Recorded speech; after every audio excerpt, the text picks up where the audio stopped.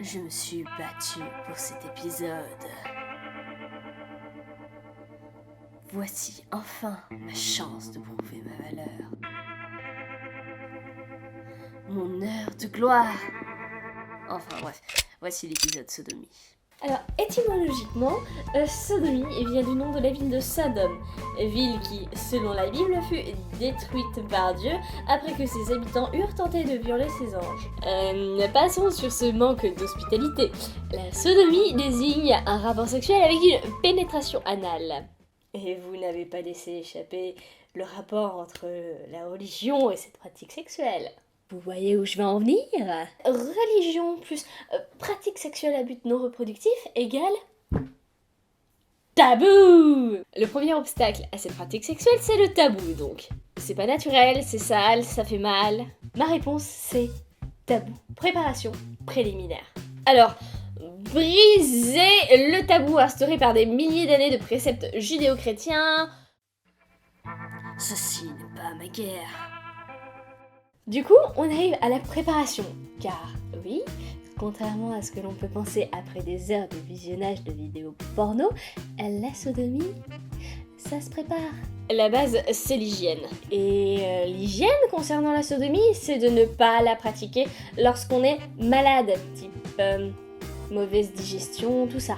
Ça comprend les hémorroïdes. Une douche avant, c'est pas mal.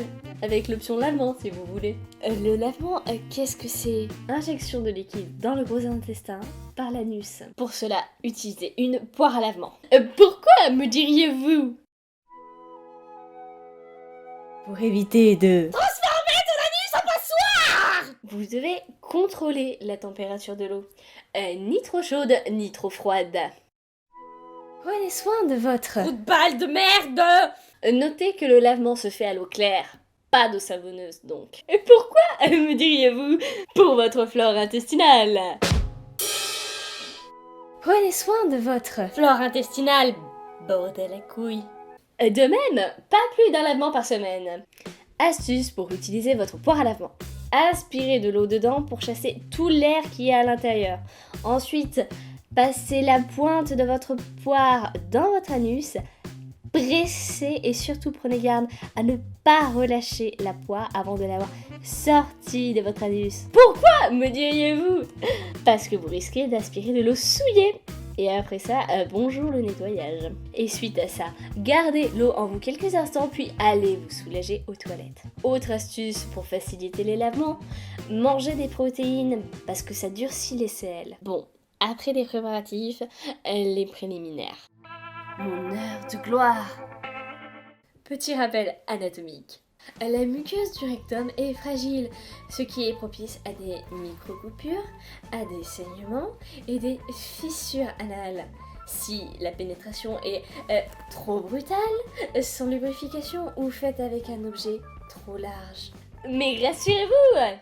L'anus comprend le sphincter, qui est le muscle qui contrôle l'ouverture. Ce qui veut dire qu'on peut le travailler. Attention toutefois à ne pas faire ça avec n'importe quoi pour éviter les risques d'aspiration. Oui, votre anus peut aspirer des objets. Alors rangez vos saucisses au frigo et allez me trouver un sextoy adapté comme un plug anal ou des perles anales. Objet conçu et adapté pour le plaisir anal.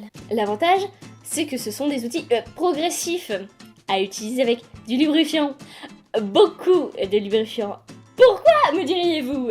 Parce que l'anus et le rectum ne sécrètent pas de quoi lubrifier cette zone. D'ailleurs, évitez les lubrifiants à effet chaud-froid.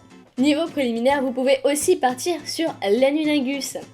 Pas d'ongles qui pourraient créer des petites coupures et pas de risque d'aspiration. C'est bon, vous ne vous êtes pas endormi? Toujours chaud pour une sodomie?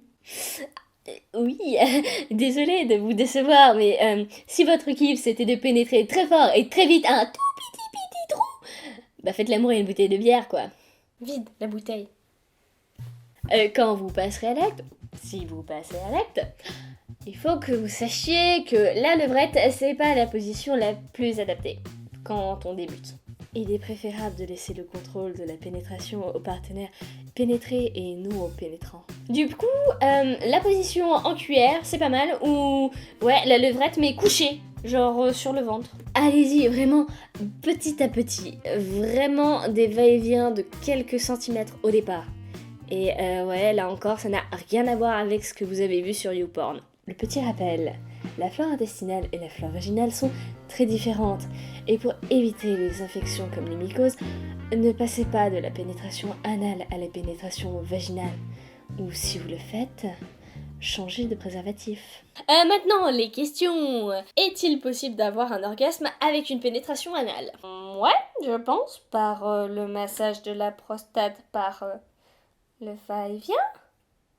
Cliquez sur la vidéo de l'orgasme. Dans le doute. Question suivante. Comment faire pour convaincre son ou sa partenaire d'essayer la sodomie? Bon, ok, c'est bon, moi, j'abandonne. Putain, on vient de faire chier tout le monde à expliquer que la sodomie, ça se prépare, que c'est un truc de confiance, et là, on fait caca sur tous mes conseils si on ne fait pas attention au consentement de son partenaire. Parce que oui, insister encore et encore jusqu'à ce que votre partenaire cède, ce n'est pas avoir son consentement.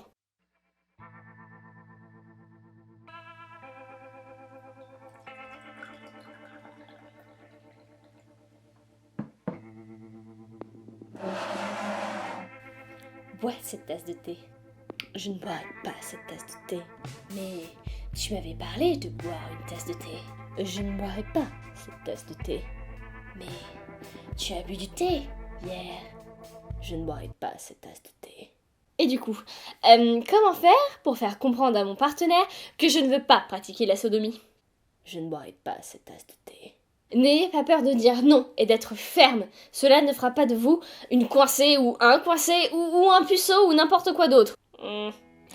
Dites-lui que vous avez chlamydia ou des hémorroïdes. Ou dites-lui que vous avez une saucisse coincée dans le cul. Cette vidéo restera dans les annales.